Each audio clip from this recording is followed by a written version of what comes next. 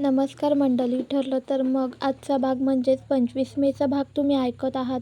आणि काय सांगू, कालच्या नाट्यपूर्ण प्रसंगानंतर आजचा भाग तर अजूनच गोंधळात टाकणारा आहे. काल सायलीच्या धाकट बोलण्यावरून प्रियाने तिच्यावर आरोप केले आणि त्यावरून अश्विनने तो मुद्दा पकडून अर्जुनच्या समोर उघडपणे बोलायला सुरुवात केली. यावर चिडलेला अश्विन मोठ्याने ओरडून म्हणतो, "एक मिनिट, ती आणि मी काही वेगळे नाही. तुम्ही जेव्हा तिला लहान समजूनही नव्हता, तेव्हा प्रत्यक्षात तुम्ही मलाही तसंच म्हणत असता." अर्जुनचा संताप वाढत जातो आणि त्याला वाटू लागतं की हा आपला भाऊ अश्विन इतका वेडसर का वागत आहे. तेव्हा कल्पनाताई त्याला थांबवण्याचा प्रयत्न करतात. "अश्विन, थांब रे, असं काहीही बोलू नको." पण अश्विन लगेच म्हणतो, "एक मिनिट मम्मा, तुम्ही थांबा." आणि अर्जुनला उद्देशून पुन्हा म्हणतो, "काय म्हणालास? आमचे विचार छोटे आहेत? म्हणजे आम्ही मूर्ख, अडाणी आहोत का?" या गोंधळात कल्पनाताई परत सांगतात, "अरे थांब रे बाबा, भांडण वाढेल." यावर अर्जुन पुढे म्हणतो, "मम्मा, मला वाटलं होतं की हा अश्विन हुशार आहे, समजूतदार आहे. पण याचं बोलणं ऐकून आता वाटतं की आपण त्याच्याबद्दल चुकीचा समज करून घेतला.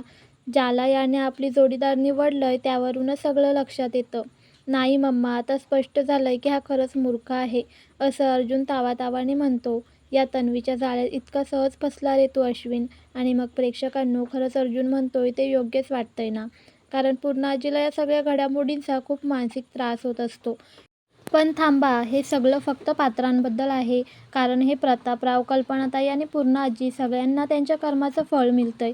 त्यांनी ज्या दिवशी तन्वीला या घरात प्रवेश दिला त्याच दिवशी घराचं सुख शांती गेलं आणि आता तर सुरुवात झाली आहे. तेवढ्यात प्रतापराव म्हणतात, "शांत बसा रे, वातावरण आधीच गरम झालंय, उगाच अजून वाद वाढवू नका." पण अश्विन काही थांबत नाही. तो अजून चिडून बोलतो. त्याच्यात प्रियाचे शब्द नाहीत, पण तिचा प्रभाव मात्र नक्कीच जाणवतो. तो म्हणतो, "आग पेटलीये डॅड, तुम्ही माझ्या बायकोवर बोट दाखवताय? दादा, तुला लाज वाटत नाही का असं म्हणताना की मी चुकीची लाईफ पार्टनर निवडली, आणि तेही तू, ज्यांचं लग्न एक कॉन्ट्रॅक्ट मॅरेज आहे." हे बोलून तो आपली मर्यादा ओलांडतो. प्रेक्षकांनो, खरंच इथे अश्विनचं वागणं चुकतंय. तो रागात हात हलवत प्रियाकडे इशारे करतो आणि त्याला पाहून प्रिया मात्र आतून मज्जा घेत असते. आता अश्विन संतापून म्हणतो, "एवढं सगळं होऊन सुद्धा तू माझ्या बायकोबद्दल वाईट बोलतोस? आणि तसं काही नाहीये. आम्ही इथे अनैतिकपणे किंवा बेकायदेशीरपणे राहत नाही आहोत. आमचं नातं तुझ्यासारखं ढोंगी नाही, जे अनैतिकतेवर उभं आहे."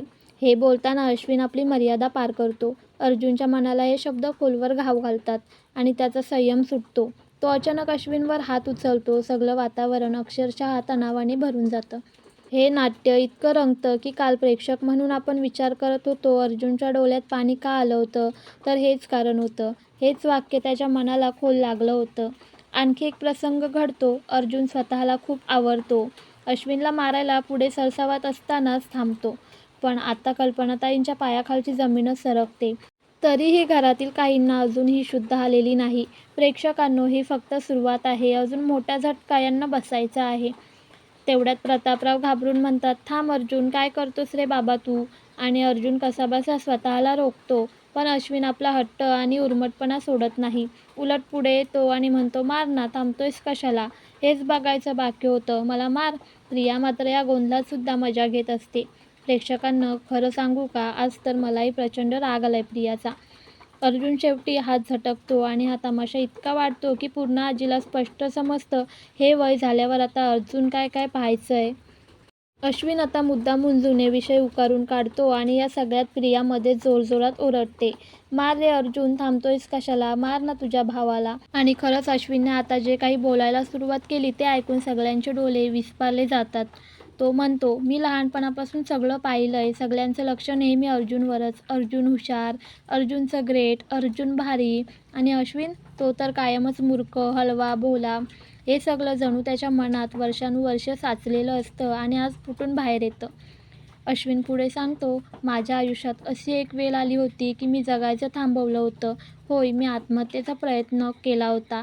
प्रेक्षकांनो, हे तो स्वतःच्या तोंडून बोलतोय, म्हणजे ही गोष्ट खरी आहे. मग हा प्रसंग का सांगतोय तो आज? कारण त्याला वाटतं की त्याच्या भावाने आणि बायकोने मिळून त्याची लाज काढली, त्याला कमी लेखलं. तो पुढे सांगतो, "मी एका मुलीवर प्रेम करत होतो, पण ती मला सोडून गेली. मी इतका खचून गेलो होतो की जगण्याचा मोहच उरला नव्हता. तेव्हा सायली, हो हिनेच माझे प्राण वाचवले होते." हा प्रसंग आता फ्लॅशबॅकमध्ये प्रेक्षकांना जसाच्या तसा दाखवला जातो. पण आता प्रश्न असा पडतो की जर त्याला हे आठवतंय की त्याची वहिनी त्याच्या आयुष्यात इतकी मोठी मदत करणारी होती, तर आता तिला एवढं अपमानित करताना त्याला अजिबात अपराधी का वाटत नाही? अश्विन हा प्रसंग सगळ्यांना आठवून देतो, पण त्यामागे हेतू असतो सहानुभूती मिळवण्याचा. प्रेक्षकांनो, हेच तर दुःखद आहे. त्याने आपल्या भावावर आणि बायकोवर आरोप करून सगळ्या घरच्यांसमोर स्वतःला पीडित दाखवण्याचा प्रयत्न केलाय आणि याचा परिणाम असा होतो की पूर्ण आजीचा संयम सुटतो. त्या हळूहळू रडायला लागतात. परमेश्वरा, या भावाभावांमधली भांडणं पाहण्यासाठीच का तुला मला अजूनही जिवंत ठेवायचं होतं? पूर्ण आजींच्या अश्रूंनी वातावरण अधिकच भावनिक होतं. तेवढ्यात अश्विन तावातावाने म्हणतो, मी नाही सुरुवात केली. दादाने सुरुवात केली भांडणाची. आता सायलीचे डोळे पाणावतात. तिला खूप त्रास होतोय. आणि हो प्रेक्षकांनो, हीच तर संधी होती प्रियासाठी घर फाटलेलं पाहायचं, नात्यांमध्ये फूट पडलेली पाहायला. अश्विन पुढे म्हणतो, तुझं भावाचं प्रेम ते फक्त लहानपणापर्यंतच टिकून होतं. जेव्हापासून तुझी बायको आली ना, तेव्हापासून सगळं संपलं. हे ऐकून क्षणभर शांतता पसरते आणि खरंच विचार करा प्रेक्षकांनो, दुसऱ्याच्या चुका लगेच दिसतात, पण स्वतःच्या चुका झाकून ठेवायचं सोपं असतं. तसंच करतोय ना अश्विन? तो पुढे म्हणतो, तुला माहिती आहे का काय वाटायला लागलंय? की मी तुझा ड्रायव्हर आहे, की मी सुभेदारांच्या संपत्तीला नको असलेला वाटेकरी आहे. हे बोलणं एवढंच जहालं असतं की अर्जुन, कल्पनाताई, प्रतापराव सगळ्यांनाच खोल लागतं. एक घरातलं भांडण आता संपत्तीवर येऊन पोचतं, हे तर कोणीच अपेक्षित केलं नव्हतं. प्रिया मात्र सगळं पाहून हसते. तिला हवं होतंच तेच घडतंय. आणि आता विमल ही थरथर कापत रडू लागते. हे काय चाललंय आपल्या घरात? तेवढ्यात अश्विन पुन्हा म्हणतो, तुला फक्त पैशाची हवा आहे. हे ऐकताच अर्जुन संतप्त होऊन म्हणतो, बस, अरे बस कर. कुठून विषय कुठं घेऊन जातोस? एका क्षणासाठी अर्जुनला चक्करच येते. त्याच्या नजरेसमोर त्याचा लहान भाऊ, ज्याच्यावर त्याने नेहमी माया केली, तोच आता इतकं काही बोलतोय. अविचारी, आक्रमक. प्रेक्षकांनो, आजपर्यंत मालिकेत आपण पाहिलं सगळेजण अश्विनचे किती लाड करत आले. पण जर त्याने चुकीच्या बाईशी लग्न केलं असेल आणि त्यामुळे जर वाद झालेत, तर मोठा भाऊ म्हणून अर्जुन त्याला थोडं बोलणारच ना? अर्जुनच्या डोळ्यात पश्चाताप आहे. तो अश्विनकडे पाहून शांत स्वरात म्हणतो, मी तुझ्यावर हात उचलला, ही माझी चूक होती, माफ कर. पण सांग ना अश्विन, आपल्या दोघांमध्ये प्रॉपर्टी कुठून आली? अश्विन गप्प बसतो. त्याच्याकडे उत्तरच नसतं. कल्पनाताईंच्या डोळ्यात पाणी तरळतं. सगळं घर शांत झालेलं असतं. तेवढ्यात अर्जुन पुन्हा विचारतो, बोल ना अश्विन, संपत्तीचा प्रश्न कसा निर्माण झाला आपल्या भावाभावांमध्ये? तेव्हा सायली न राहवून म्हणते, ही सगळी विचारांची विषारी बीजं प्रियाने पेरलेली आहेत. तेवढ्यात प्रतापराव उठून म्हणतात, बस, पुरे झालं आता. एवढं मोठं झालात, अजून आम्ही समजूत घालायची का? अर्जुन गप्प बसतो, पण अश्विन अजूनही पेटलेलाच असतो. प्रियाचा आवाज येतो, जाऊ दे अश्विन, कितीही जीव दिलास तरी या घरात तुला कधीच मान मिळणार नाही. कल्पनाताई हतबलतेने तिच्याकडे पाहतात. तेव्हा अश्विन पुन्हा जोरात म्हणतो, का नाही मिळणार? हे घर फक्त अर्जुन सुभेदारचं आहे का? मी सुद्धा इथलाच आहे. माझा जन्म इथेच झाला. मी आणि माझी बायकोसुद्धा या घराचे हिस्सेदार आहोत. अर्जुन हादरतो. अश्विनच्या बोलण्यात टोचणं असतं. तो पुढे म्हणतो, अर्जुनला वाटतं मी काहीच नाही, पण कितीही त्याने दुर्लक्ष केलं तरी माझा अधिकार कायम आहे आणि हे कोणीही बदलू शकत नाही. अर्जुनच्या डोळ्यात वेदना असते, कारण त्याच्या लाडक्या भावाने त्याला लोभी म्हणण्याची वेळ आणली होती. अर्जुन फक्त एवढंच म्हणतो, मी कधी तुला वेगळं वागवलं नाही रे अश्विन. मी फक्त तुझा मोठा भाऊ आहे आणि कायमच राहीन. अर्जुन गोंधळलेल्या नजरेने अश्विनकडे पाहतो आणि थरथरत्या आवाजात विचारतो, काय बोललास अश्विन? मी लोभी आहे? मी खरंच लोभी आहे का? आणि हे ऐकताच प्रिया कटाक्षाने हसते. प्रेक्षकांनो, इथे त्यांनी थोडा पॉज घेतलाय, कारण अर्जुनच्या मनाला हे वाक्य खोलवर जखम करतं. त्याला इतका त्रास होतो की त्याच्या चेहऱ्यावर क्षणभर चक्कर आल्यासारखं भाव उमटतं. पूर्ण आजीला हे पाहून वाईट वाटतं, कारण अर्जुन कधीच अश्विनशी वाईट वागला नव्हता. त्याच्यासाठी पैसा कधीच महत्त्वाचा नव्हता. पण आज या नात्यामध्ये संपत्तीचा विषय आलाच कसा? हे सगळं त्याच्या मनात खोल दुखावून जातं. त्याच्या डोळ्यात पाणी तरळतं आणि तो प्रेक्षकांमध्ये त्या क्षणी प्रत्येकाच्या मनाला भिडतं. हाच तो क्षण होता जिथे बॅकग्राऊंड म्युझिकने भावनांना उंची गाठवली. कल्पनाताईंना आणि पूर्ण आजीला हे सगळं पाहून वाईट वाटतं. सायलीसुद्धा हतबलतेने सगळं पाहत असते. एक कर्तव्यदक्ष स्त्री म्हणून ती व्यथित होते की आपल्या घरामध्ये आज असा भांडणाचा प्रसंग निर्माण झाला. अर्जुन सगळ्यांकडे शांत नजरेने पाहतो आणि त्या एका नजरेत त्याचं दुःख, वेदना आणि निराशा सगळं काही उमटलं. प्रेक्षकांनो, खरंच माइंड ब्लोईंग क्षण होता तो. अर्जुनच्या मनात विचारांचं वादळ उठतं. हा माझा भाऊ आहे का, जो नेहमी माझ्याशी प्रेमाने वागला, प्रत्येक सुखदुःखात माझ्यासोबत उभा राहिला. आज तोच मला लोभी म्हणतो. या विचारांनी त्याच्या मनात खोलवर एक वेदना निर्माण होते. त्याला आठवतं कसे त्यांनी एकत्र प्रसंग पार केले, संकटं झेलली आणि भावनांनी नातं घट्ट केलं. एका क्षणात त्याला वाटतं सगळं घर, सगळं आयुष्य डोळ्यांसमोरून फिरतंय. हे दृश्य अतिशय सुंदरपणे सादर झालं आहे. कमीत कमी 10 मिनिटांचा सीन, पण प्रत्येक क्षण हृदयाला भिडणारा आहे. सायली त्याला हलक्या स्पर्शाने सावरते, पण अर्जुनचे अश्रू थांबतच नाहीत, कारण ही गोष्ट त्याच्या जिव्हारी लागलेली असते. कालच तर त्याचा वाढदिवस होता. अर्जुनने अश्विनला लहानपणीची आठवण म्हणून त्याचे जुने बसचं खेळणं भेट दिलं होतं. तो प्रसंगही त्याच्या मनात जिवंत होतो. आता अश्विनलाही कुठेतरी जाणवतंय की कदाचित मी काहीतरी चुकून बोललो का, पण अजून त्याला मनापासून पश्चाताप व्हायच्या आधीच प्रिया त्याला पुन्हा मॅनिप्युलेट करत असते. प्रेक्षकांनो, हे चित्र खूप घरांमध्ये दिसतं. कुणीतरी भावनिक नात्यांमध्ये फूट पाडतं आणि आपल्याला समजतच नाही की दोष नक्की कुणाचा आहे. पण आजचं हे दृश्य, नात्यांचं तुटणं आणि मनांच्या वेदनेने भरलेला हा क्षण, हेच मालिका प्रेक्षकांपर्यंत पोहोचवते. इस्टेटीसाठी, प्रॉपर्टीसाठी खरंच भावांभावांमधलं प्रेम इतकं कमकुवत असतं का? एका स्त्रीच्या येण्यामुळे नातं बदलतं हे पाहणं वेदनादायक आहे.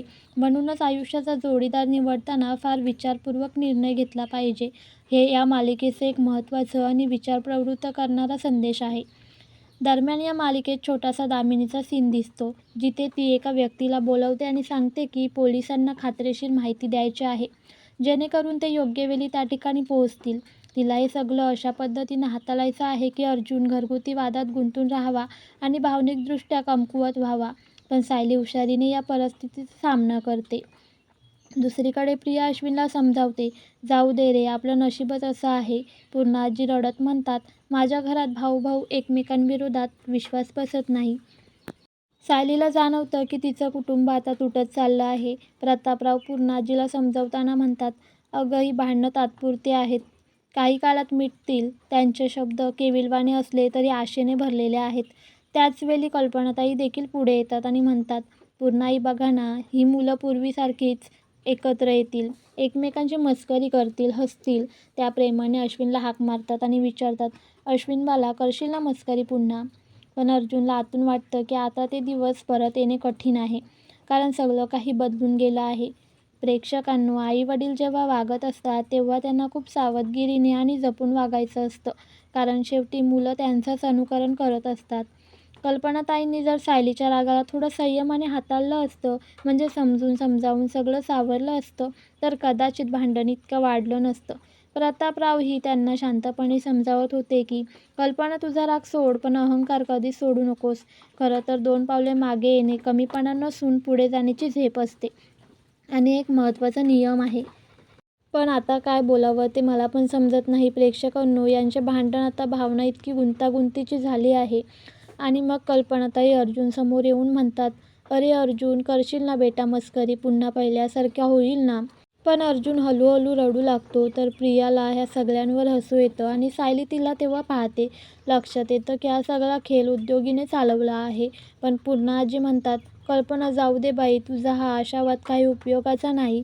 एकदा नात्यात तडा आला की ते पुन्हा जोडणं फार अवघड असतं.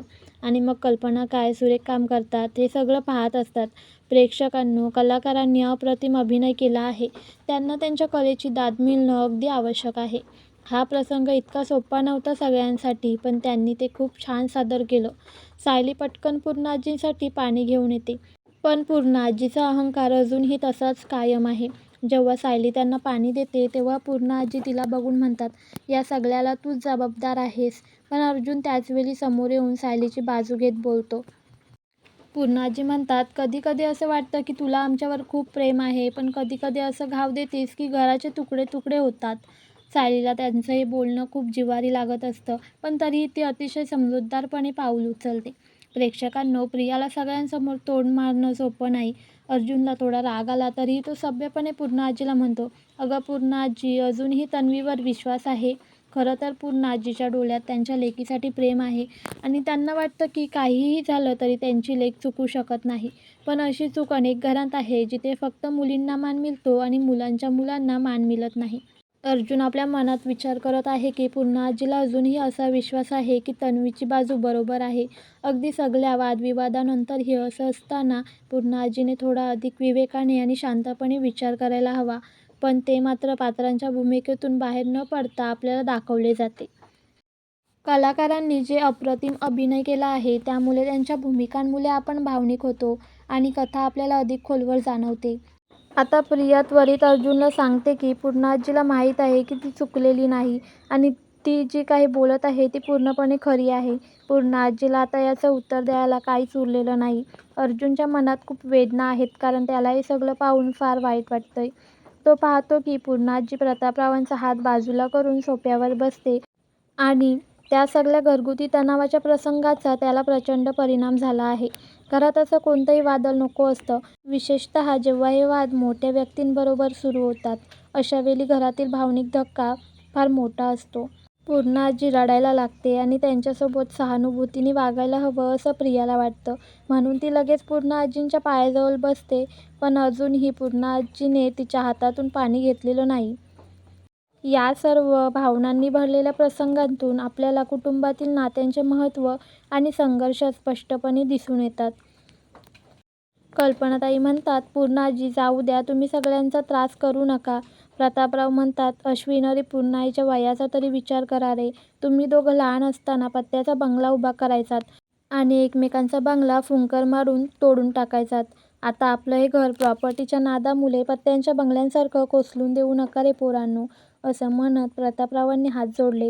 हे सगळं अर्जुनच्या जिव्हारी लागलंय की आपल्या किरकोळ भांडणामुळे आज आपल्या बापाला आपल्यासमोर हात जोडून उभं राहावं लागतंय. किती लाजिरवाणी गोष्ट आहे. प्रेक्षकांनो, खरंच एवढा राग येतोय ना आजीचा, काय सांगू. अर्जुन म्हणतो, डॅड माझं चुकलं. अर्जुन स्वतःशीच म्हणत होता, तरी मी घरच्यांचा विचार करायला हवा होता. खरंच माझं चुकलंय. त्याच्या मनात वेदना होती की त्याने आपल्या भावबंधूच्या नात्यावर होणाऱ्या तणावांचा जरा अधिक गांभीर्याने पाहिलं असतं तर कदाचित हे सगळं एवढं वाढलं नसतं. आता या घरासाठी काहीतरी शांतता यायला हवी, तो स्वतःशीच बोलत होता. प्रेक्षकांनो, ही भावना स्पष्ट होते की अर्जुनला तिला एक्सपोज करायचं आहे. पण त्याचवेळी त्याला जाणवतंय की ही भांडणं केवळ घरातलं साधं वाद नाहीत, तर ती प्रॉपर्टीच्या हक्कापर्यंत पोचली आहेत. आणि अर्जुन पुन्हा म्हणतो, डॅड मला खरंच कल्पनाही नव्हती की ही भांडणं इतकी मोठी होऊन आपल्या बाबांना हात जोडायला लावतील. I am very very sorry. सायलीच्या डोळ्यातही अश्रू होते. ती जाणते की घरातील प्रत्येकाच्या मनात वेदना आहे. अर्जुन वारंवार आग्रह धरत होता, डॅड कृपया हात जोडू नका. पण वडिलांची अवस्था पाहून त्याचं मन भरून आलं आणि तो ढसाढसा रडू लागला. त्याला गिल्टही वाटत होतं की आपल्या चुकांमुळे त्याच्या वडिलांना आपल्यासमोर अशी स्थिती झेलावी लागते. अर्जुन हा प्रसंग अनुभवत असताना प्रेक्षकांनाही ती खरी भावना जाणवते. काहींना ही मालिका कधी कधी कंटाळवाणीसारखी वाटू शकते, पण अशा मर्मस्पर्शी प्रसंगामुळेच ती खास बनते. या प्रकारच्या भावनिक कथनाचा अनुभव कुठल्याही मालिकेत क्वचितच पाहायला मिळतो. सगळं काही एवढं ताणलेलं असताना कल्पनाताईंनीही आपल्या भावना समजावून ठेवत रडायला सुरुवात केली. घरातली सगळी परिस्थिती कोसळल्यासारखी वाटत होती. पण त्या क्षणी प्रिया मात्र हसत होती. पण त्या क्षणी सायली तिला हसताना पाहून कदाचित काहीतरी संशयास्पद जाणवत होतं. प्रेक्षकांनो, हा प्रसंग इतका प्रभावी आहे की पुढील भागात त्याचा आणखी खुलासा होणार आहे, ज्यामुळे मालिकेतील कथा अजून जिवंत होईल. सगळं एवढं झाल्यानंतर अर्जुन अगदी रडत होता. त्याला किती वाईट वाटत होतं हे शब्दात सांगणं कठीण आहे. पण त्यावेळी प्रियाने मूर्खपणाने अश्विनकडे म्हणाली, अरे अश्विन, जाऊ दे रे, हे अश्रू मगरीचे असतील. तुला त्याच्याकडे लक्ष द्यायची गरज नाही. आणि जेव्हा तिने हे वाक्य वापरलं तेव्हा सायलीचं टालकं थोडं सरकलं. प्रेक्षकांनो, सायलीने त्यावेळी जी भूमिका घेतली ती अतिशय शहाणपणाची होती. माणसाने प्रसंगानुरूपच वागायला पाहिजे असं असतं आणि सायलीने अगदी नेमकं तसंच केलं. आजचा एपिसोड लहान ठेवला गेला असून त्या प्रसंगाला आधार देण्यासाठी तसा छोटा भाग दाखवण्यात आला आहे. पण सायलीने प्रियाच्या हातात थेट जोरात कानाखाली मारली आणि तिने स्पष्टपणे म्हटलं, अर्जुनचे अश्रू मगरीचे. हे सायलीसाठी खूप असह्य होतं. सायली म्हणते, आज तुझ्यामुळे माझ्या कुटुंबात, माझ्या नवऱ्याच्या डोळ्यात पाणी आलंय. आता तुला शेवटचं सांगते प्रिया, जो चुकणार तोच रडणार आहे. पुढे सायली पूर्ण आजी, कल्पनाताई आणि प्रतापराव यांनासुद्धा म्हणते, तुमची लाडकी तन्वी आहे ना, प्रतिमा आत्याची मुलगी आहे म्हणून तिला कधी चुकू शकत नाही असं वाटतं ना तुम्हाला? पण आज जे काही घडलंय त्याचं पूर्ण उत्तर फक्त आणि फक्त प्रियाला द्यावं लागेल. सायलीने जे केलंय त्यात धैर्य आणि निर्धार दिसून येतो. हा प्रसंग खरंच जबरदस्त आहे प्रेक्षकांनो, आणि यामुळे कथेला अजून एक वेगळाच रंग मिळाला आहे. तर रिव्ह्यूचा आजचा भाग कसा वाटला ते नक्की कमेंट करून सांगा. लाईक करा, चॅनलला सबस्क्राईब करा.